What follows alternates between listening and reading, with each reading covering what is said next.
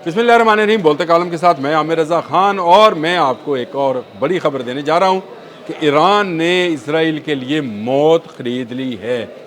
जी हाँ, ईरान ने एक ऐसी जंगी मशीन ख़रीदी है जिससे इसराइल की मौत वाक़या हो जाएगी और ईरान को ख़लीज में बड़ी पावर के तौर पर मान लिया जाएगा। जी हाँ, चीन से ख़रीदी गई ये मशीन जिसका नाम, जिसकी प्रमोशन जो है पाकिस्तान ने दुनिया भर से मुतारिफ़ कराई और जंग मई में भारत के राफ़ेल को गिराने के बाद ये मशीन, जिसे J-10C कहा जाता है, स्टेल्थ टेक्नोलॉजी से लेस जहाज़ जो है ईरान पहुंच गया है। ईरान को पहली खेप मिल गई है और ये बड़ी ख़बर है।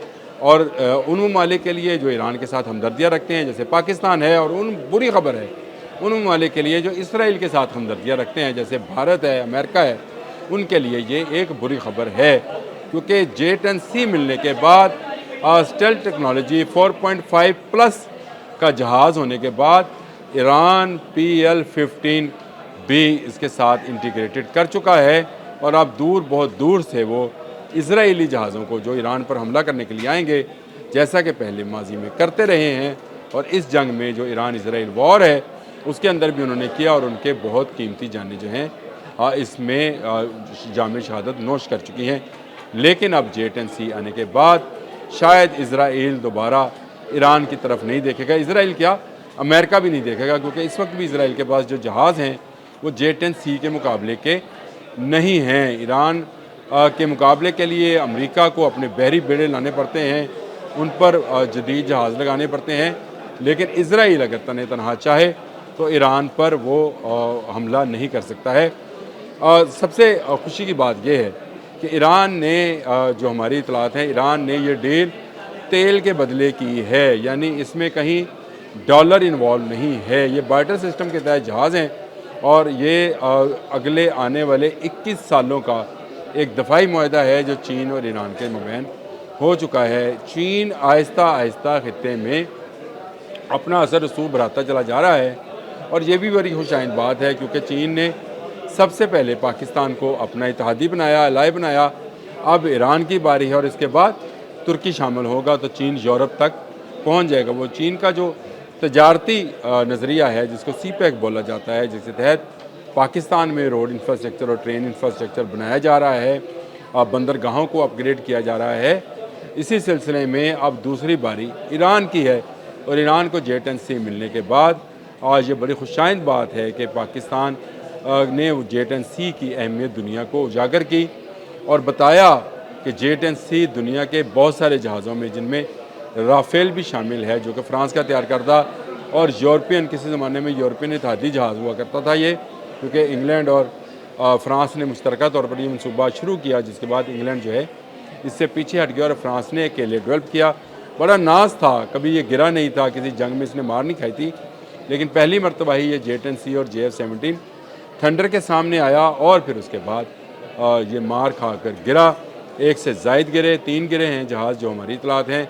उसके बाद अब ईरान जो है J-10C का बड़ा ख़रीदार बन गया है। पहली खेप जो कि सुनने में यह आया है कि 40 के करीब जहाज़ों की है, पहुंच चुकी है। J-10C को उड़ाने के लिए ईरानी पायलट्स को तरबियत दी जा रही है, टेक्नीशियंस को, इंजीनियर्स को तरबियत दी जा रही है।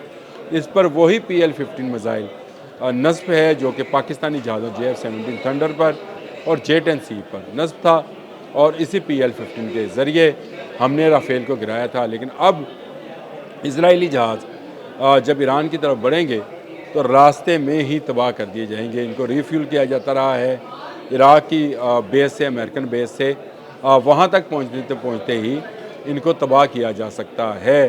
तो लिहाजा एक बात याद रखें कि ईरान इस खत्ते में पाकिस्तान के का हमसाया भाई दोस्त मुल्क है और उसके साथ हमारा तल्लुकात अभी मज़ीद गहरे होने हैं। हमारे आर्मी चीफ हाफिज़ आसिम मुनीर ने वहाँ का दौरा भी किया, वज़ीर आज़म के साथ किया था, और ईरान इसराइल वार में भरपूर अखलाकी सपोर्ट जो थी पाकिस्तान ने दी, जिसका उन्होंने शुक्रिया अदा भी किया था।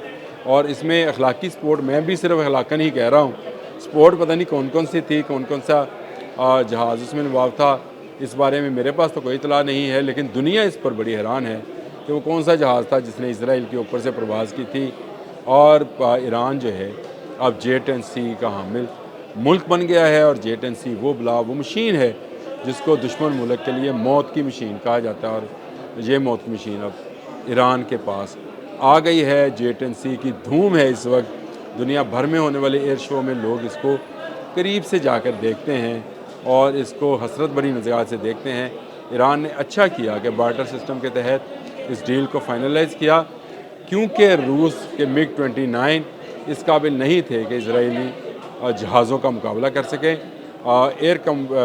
जो फाइट कम्बैट है, वॉर कम्बैट जिसको बोलते हैं, उसमें J-10C ने अपना लोहा राफेल के ख़िलाफ़ मनवाया है, जो F-16 से कदरे बेहतर जहाज़ है, स्टेल्थ टेक्नोलॉजी का हामिल है।